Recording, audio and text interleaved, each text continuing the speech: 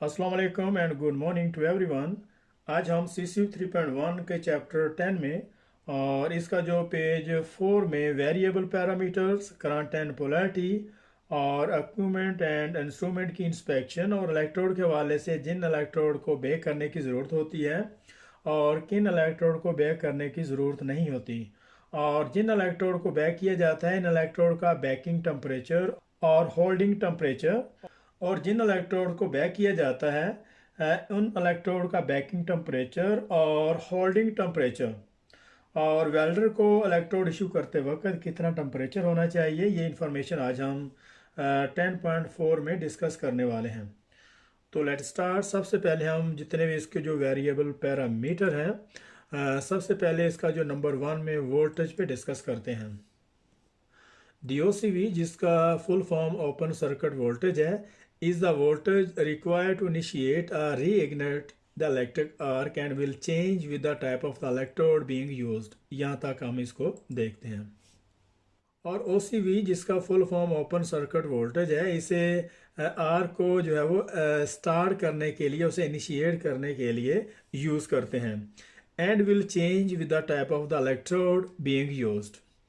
और इसकी जो OCV है वो चेंज हो जाती है, डिपेंड करता है कि हम उसकी जो इलेक्ट्रोड की जो कोडिंग है या फिर कौन सा इलेक्ट्रोड इस्तेमाल कर रहे हैं, क्योंकि बहुत सारे इलेक्ट्रोड हैं उनकी OCV जो है वो एक दूसरे से डिफरेंस है।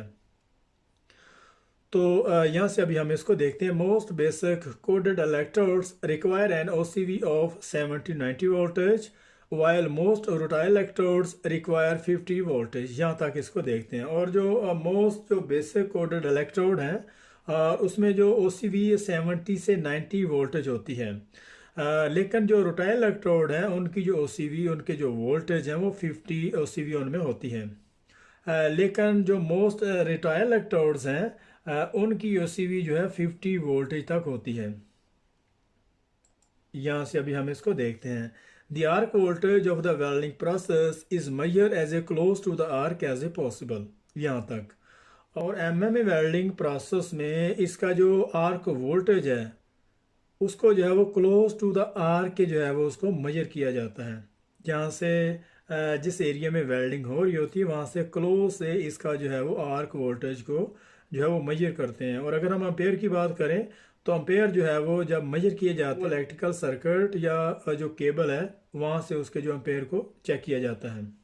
यहाँ से अभी हम इसको देखते हैं। It is only variable in MMA with change in arc length and poor electrical connection. और ये सिर्फ MMA वेल्डिंग प्रोसेस में इसकी जो आर्क लेंथ की जो चेंजिंग है, इसमें जो वेरिएशन होती है वो प्योर इलेक्ट्रिकल कनेक्शन की वजह से होती है। It is only variable in MMA with change in arc length and for electrical connection. और ये जो MMA वेल्डिंग प्रोसेस में उसकी जो आर्क लेंथ है उसमें जो चेंजिंग आती है, जो वेरिएशन आती है, वो प्योर इलेक्ट्रिकल कनेक्शन की वजह से आती है। अगर हमारी जो केबल्स है, अगर उसका जॉइंट जो है लूज़ है या फिर जो अर्थ क्लैंप है वो प्रॉपर तरीके से उसको टाइट नहीं किया तो उस वजह से भी जो जो वोल्टेज है वो ड्रॉप होते हैं। और अगर वोल्टेज ड्रॉप होते हैं तो वहाँ से जो उसकी जो आर्क लेंथ है उसमें वेरिएशन आ जाती है। तो अगर आर्क जो लेंथ है अगर उसमें वेरिएशन आती है तो मतलब जो फुल इलेक्ट्रोड में जो फ्लक्सेस इस्तेमाल कर रहे होते हैं तो उसमें बहुत सारे पर्पस के लिए बहुत सारे उसमें एलिमेंट ऐड किए जाते हैं। और वो जो फ्लक्सेस और जो एलिमेंट होते हैं अगर वो पूरे तरीके से कंज्यूम नहीं होते, जो आर्क लेंथ है वो अगर वो चेंज हो जाती है, अगर वो इलेक्ट्रोड वो पूरे तरीके से कंज्यूम नहीं होते तो उस वजह से जो मेटल की जो प्रॉपर्टी है वो बहुत ज़्यादा इफेक्ट होता है उस पर। तो नंबर 2 में करंट एंड पोलैरिटी है। The types and value of the current used will be determined by the choice of the electrodes। और जो करंट की वैल्यू है, कितना हमने करंट कितने एम्पेयर रखने होते हैं, ये डिपेंड करता है कि हम इलेक्ट्रोड की जो क्लासिफिकेशन है, हम कौन सा इलेक्ट्रोड इस्तेमाल कर रहे हैं।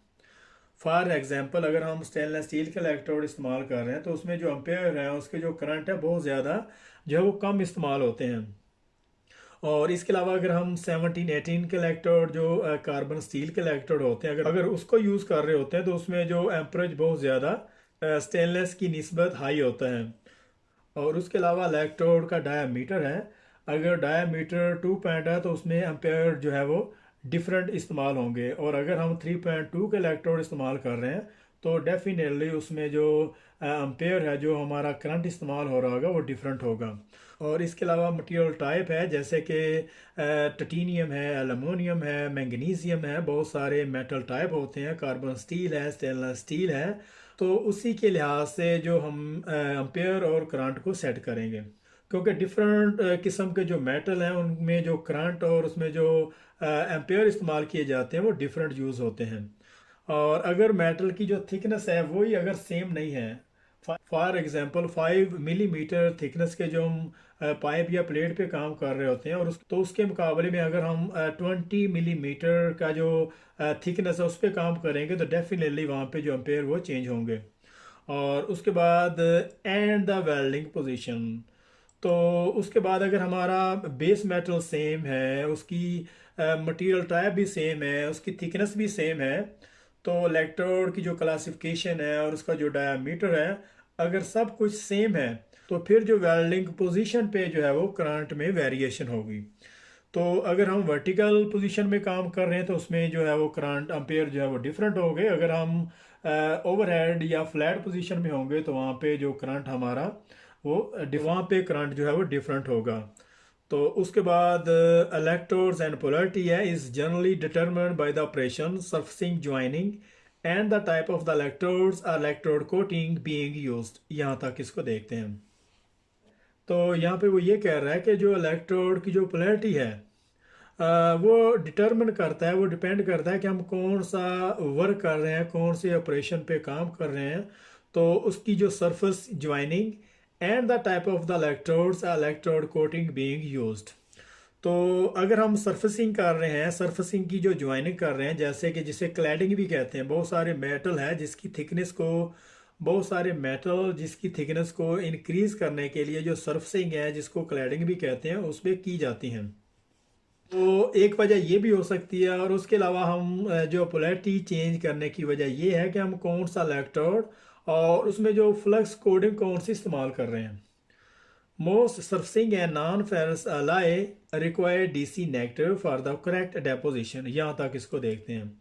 और बहुत सारी सर्फिंग क्लैडिंग के लिए हम जो नॉन फेरस मेटल है उसके लिए डीसी नेगेटिव जो है वो उसे यूज़ करते हैं, क्योंकि डीसी नेगेटिव में करेक्ट उसकी जो वेल्डिंग जो डेपोजिशन है वो हमें मिलती है। तो यहाँ पे एक क्वेश्चन भी बनता है कि मोस्ट डेपोजिशन के लिए जो किसी भी फेरस या नॉन फेरस मेटल को हम कौन सी पोलैरिटी इस्तेमाल करेंगे, डीसी नेगेटिव या पॉजिटिव। तो करेक्ट डेपोजिशन के लिए जो डीसी नेगेटिव की जो पोलैरिटी है वो आमतौर पर इस्तेमाल की जाती है। तो जो डीसी पॉजिटिव है उसमें जो करंट की जो डेंसिटी है, जो उसकी जो पेनिट्रेशन है, वो डीसी नेगेटिव से ज़्यादा होती है। तो यहाँ से अभी हम although there are exception of this rule, हाँ अलबत्ता ये रूल रेगुलेशन से हटके है। Electrodes burn off rate will vary with AC or DC plus or negative depending on the coating types and the choice of the polarity will also affect heat balance of the electric arc। यहाँ तक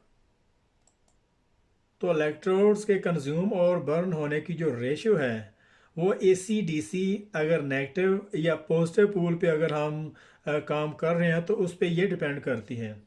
मतलब अगर AC या DC negative या plus पोल या negative पोल पे अगर हम जो है वो काम कर रहे हैं तो जो इलेक्ट्रोड के जो बर्न होने की जो रेशियो है वो भी उसके साथ चेंज हो जाती है। Choice of the polarity will also affect the heat balance of the electric arc. और जो भी हम पोलैरिटी इस्तेमाल कर रहे हैं उसकी पोलैरिटी पे जो इलेक्ट्रिक आर्क की जो हीट का जो बैलेंस है उस पर बहुत ज़्यादा इफ़ेक्ट पड़ता है। Always follow the approved welding procedure or in its absence the manufacturing advice। और वो ये कह रहा है कि हमेशा जो अप्रूव्ड वेल्डिंग प्रोसीजर जो है वो उसको फॉलो करना है, और in its absence the manufacturing advice. और अगर अप्रूव्ड वेल्डिंग प्रोसीजर वहाँ पे यूज़ नहीं हो रहा तो मैन्युफैक्चरिंग जो एडवाइसेस है, जो इलेक्ट्रोड का जो कार्टून है उस पर सारी की सारी जो इंस्ट्रक्शन है, सारी की सारी हदायत उसमें हाइड्रोजन को मेंटेन करने के लिए उसमें मेंशन होती है। Inspection point check when MMA welding. तो जब एमएमए वेल्डिंग प्रोसेस से जब कोई भी ऑपरेशन कर रहे हैं या उससे करने से पहले उसकी जो इंस्पेक्शन पॉइंट बहुत ज़रूरी है। तो सबसे पहले the welding equipment, a visual check should be made to ensure that the welding equipment is good condition. और ये चीज़ श्योर करनी है कि जो वेल्डिंग इक्विपमेंट है वो गुड कंडीशन में होना चाहिए। ये ना हो कि उसकी इलेक्ट्रोड की जो केबल्स है वो डैमेज हो और जो अर्थ क्लैंप वो प्रॉपर तरीके से टाइट ना होता हो। और इसके अलावा उसकी जो विजुअल तौर पर जो एम्पेयर और जो वोल्टेज जो है वो उसको चेक करना है कि वो प्रॉपर तरीके से दे रहे हैं। और फिर उसको जो है वो इंस्पेक्शन के बाद उसे इस्तेमाल में लाएंगे और इंस्पेक्शन के बाद उसको जो है वो यूज़ किया जाएगा। उसके बाद नंबर 2 में द इलेक्ट्रोड्स हैं। Check should be made to ensure that the correct specification of the electrode is being used.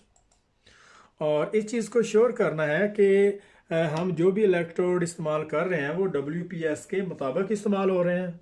That the electrode is of the correct diameter, और उस इलेक्ट्रोड का जो डायामीटर वो सही है।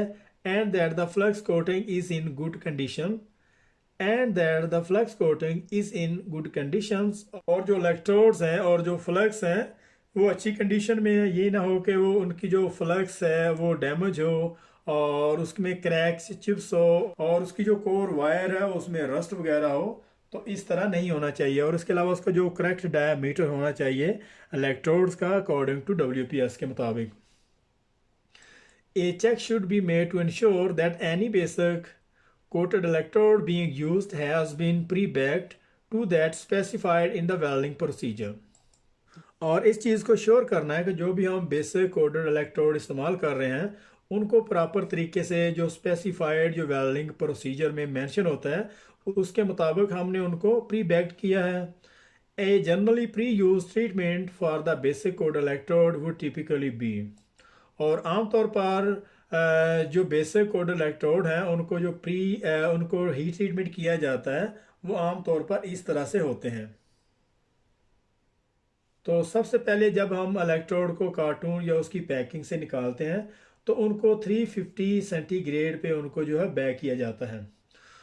तो इसको जो बेक करने का जो करेक्ट मेथड है उसको 300 सेंटीग्रेड से 350 सेंटीग्रेड पर, तो 300 सेंटीग्रेड टू 350 सेंटीग्रेड पर 1 से 2 घंटे के लिए उनको जो है वो बेक किया जाता है। और उसके अलावा नंबर 2 में holding in holding oven at the between 120 to 150 centigrade maximum. और जब हमारे इलेक्ट्रोड जो बेक हो जाते हैं 300 टू 350 सेंटीग्रेड 2 आवर के लिए जब वो बेक हो जाते हैं तो उनको फिर जो है वो होल्डिंग ओवन में 120 से 150 सेंटीग्रेड पे जो है उनको कीप रखा जाता है। और उसके बाद नंबर C में issue to the welder in a heated quiver normally around 70 centigrade. और जब साइड पे वेल्डर को इस्तेमाल करने के लिए जो इलेक्ट्रोड इशू किए जाते हैं तो उस वक्त उनका जो टेम्परेचर अराउंड 70 सेंटीग्रेड होना चाहिए।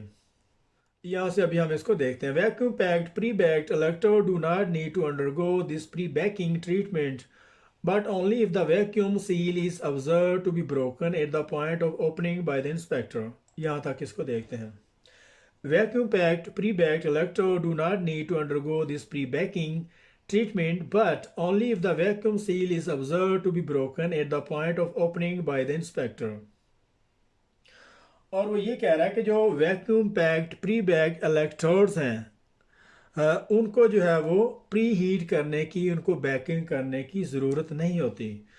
और उनको उस वक्त जो है वो प्री बैक या प्री हीट ट्रीटमेंट किया जाता है जब हम उसको जब ओपन करते हैं। जब कोई भी वेल्डिंग इंस्पेक्टर किसी भी जो इलेक्ट्रोड का जो कार्टून है उसकी जो पैकिंग को ओपन करता है सबसे पहले तो उसको जो है वो उसका जो टाइम और वो डेट उसकी जो तारीख है उसको नोट कर लिया जाता है। और जब उसको इस्तेमाल करने के लिए ओपन किया जाता है उसकी जो टाइम टेबल हर चीज़ नोट करने के बाद और जब उनको जो 4 आवर के अंदर अंदर अगर वो इलेक्ट्रोड इस्तेमाल नहीं होते तो फिर उनको जो है वो बेक करने की ज़रूरत होती है। और जो वैक्यूम पैक्ड इलेक्ट्रोड्स हैं उनको बैक्ड नहीं किया जाता और उनको उन सूरत हाल में जो है वो बैक किया जाता है कि जब हम उनको ओपन करते हैं तो ओपन करने के बाद वो अराउंड 4 आवर के अंदर उनको इस्तेमाल होना चाहिए। अगर कुछ इलेक्ट्रोड उनमें से बच जाते हैं, अगर वो इस्तेमाल नहीं होते, तो 4 घंटे के बाद उनको जो है वो दोबारा से उनको pre backed pre heat treatment करने की ज़रूरत होती है। यहाँ से अभी हम इसको देखते हैं। The date and time that the carton and vacuum seal was broken should always be recorded by the responsible welding inspector. और यहाँ पे वो यही बात कर रहा है कि जब उनकी सील है, जब इलेक्ट्रोड का जो कार्टून है उनको जब ओपन किया जाता है, उनकी जो सील को ब्रो किया जाता है, तो उस वक्त उसका जो टाइम टेबल है, एक रिस्पॉन्सिबल जो पर्सन जैसे वेल्डिंग इंस्पेक्टर है, वो उनको एज ए रिकॉर्ड करता है। A user should always follow the manufacturer advice and instruction to maintain the hydrogen level of specified on the electrode cartoons. और ये यूज़र है या एम्प्लॉयर है या फिर वेल्डर है, और उसको हमेशा जो मैन्युफैक्चर की जो एडवाइस है, उनकी जो हदायत हैं, उनकी जो इंस्ट्रक्शन है, वो इलेक्ट्रोड के जो कार्टून है उसमें मेंशन होती हैं, और ताकि उसकी जो हाइड्रोजन का लेवल है, जो स्पेसिफाइड हाइड्रोजन का जो लेवल है उसको मेंटेन रख सकें। और जो यूज़र है जैसे एम्प्लॉयर है या फिर वेल्डर है, तो उसको हमेशा जो है मैन्युफैक्चरर की जो एडवाइस है, जो हदायत हैं और जो इंस्ट्रक्शन है, उनको हमेशा फॉलो करना होगा, ताकि जो स्पेसिफाइड हाइड्रोजन लेवल है इलेक्ट्रोड्स का, वो मेंटेन रह सके। यहाँ से अभी हम इसको देखते हैं। Cellulosic and rutile electrode do not require this pre-use treatment but should be stored in a dry condition. और जो सेलुलोसिक या रुटाइल इलेक्ट्रोड्स हैं उनको जो है वो प्री बैक या प्री हीट ट्रीटमेंट करने की ज़रूरत नहीं होती, उनको जस्ट जो है वो ड्राई कंडीशन में रखा जाता है। यहाँ से अभी हम इसको देखते हैं। रुटाइल इलेक्ट्रोड में रिक्वायर ड्राइंग ओनली व्हेन डैम्प। और जो इलेक्ट्रोड हैं उनको सिर्फ जो है वो ड्राई करने की ज़रूरत होती है। अगर वो इस कंडीशन में, अगर वो जो डैम्प हो जाते हैं, उसमें मॉइस्चर आ जाता है, उसमें नमी आ जाती है, और इस कंडीशन में सिर्फ उनको जो है वो ड्राई करने की ज़रूरत होती है। And should therefore be treated as a damp unless evidence dictate otherwise and dried not baked at a specified temperature.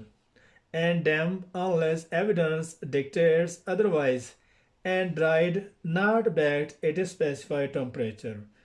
तो जो रुटाइल इलेक्ट्रोड्स हैं, अगर उनमें नमी हो जाती है या उसमें मॉइस्चर आ जाता है या वो गीले हो जाते हैं, तो उनको फिर जो है वो ड्राई करने की ज़रूरत होती है।